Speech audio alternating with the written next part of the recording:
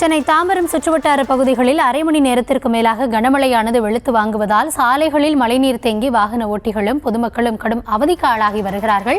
இதுகுறித்த கள தகவல்களோடு இணைகிறார் எம்முடைய செய்தியாளர் கந்தன். கந்தன், முழுமையான விவரங்களை வழங்கலாம். வணக்கம்.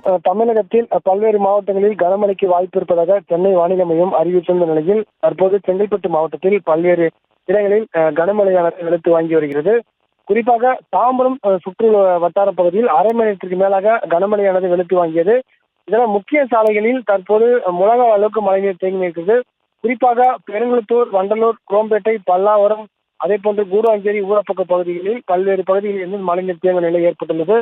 குறிப்பாக இந்த மழைநீர் வடிகால், அதாவது தாம்பரம் மாநகராட்சியில் முறையாக அந்த மழைநீர் வடிகால் பணிகள் முடியாத நேரத்தில் அந்த மழைநீர் வடிகால் வந்து வெளியேற மழைநீரும் அதே நேரம் அந்த கழிவுடன் சேர்ந்து தற்போது சாலைகளில் பெருக்கெடுத்து ஓடும் நிலையெல்லாம் ஏற்பட்டது. இதனால் சாலையில் சில வாகன ஓட்டிகளும் அதே நேரத்தில் பொதுமக்களும் கடும் சிரமத்திற்கு உள்ளாகி வருகின்றனர்.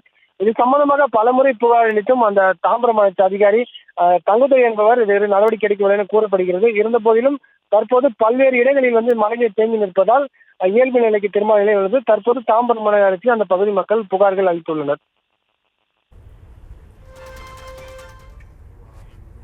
விவரங்களுக்கு நன்றி கந்தன்.